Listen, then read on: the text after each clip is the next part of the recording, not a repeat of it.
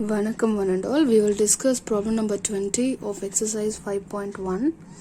Here they are asking the function f of x is equal to x square minus sin x plus 5 is continuous at x equal to pi or not. Okay, so now we will take the function f of x square minus sin x plus 5.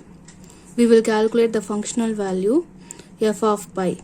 So it will be pi square minus sin pi plus 5. So sin integral multiple of pi value will be 0. So here we'll get pi square plus 5. The functional value of the at x equal to pi means pi square plus 5. Now we will calculate the left hand limit. So let us take x as pi plus pi minus h, as x tends to pi, h tends to 0. Now we will apply limit x tends to pi from left hand neighborhood of the function. Here we will replace x as pi minus h. So x minus pi minus h the whole square minus sin pi minus h plus 5. So limit h tends to 0 here. Now here we'll get pi minus h the whole square, limit h tends to 0,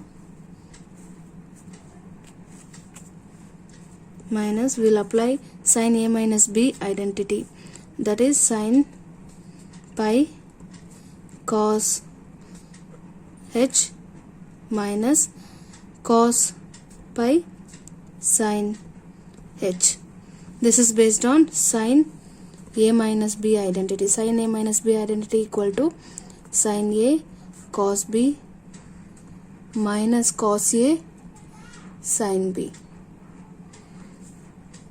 and 5, which is a constant function and it is independent of h as well. So after substituting limit h as 0 over the expression, we will get pi minus 0 the whole square minus sin pi cos 0 minus cos pi sin 0 plus 5. So cos 0 equal to 1, sin 0 will be 0, and sin integral multiple of pi, sin pi will be 0. So we'll get pi square and this entire term will vanish. So we will have pi square plus 5. So we have found left hand limit of the function. Now we will calculate right hand limit of the function, limit x tends to pi plus f of x.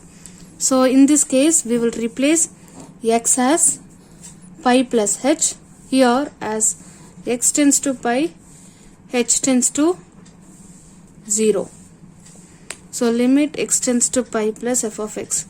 So limit h tends to 0, pi plus h the whole square minus sin pi plus h plus 5. Now limit h tends to 0, pi plus h the whole square. Now I will apply a plus b identity, sin a plus b identity, that is will be sin pi cos b sin a cos b plus cos a sin b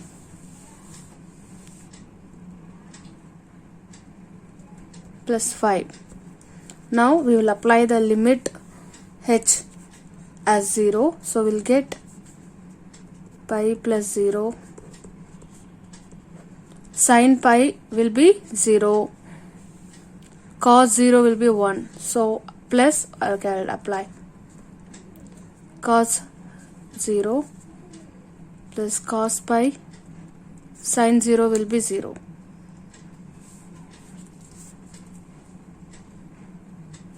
plus 5. So again cos 0 is 1, sin pi is 0. Again sin 0 is 0. So this term will vanish. So we will have pi square plus 5. So here the left hand limit is equal to the right hand limit, and the limit is equal to the functional value. So we can say the function is continuous at pi.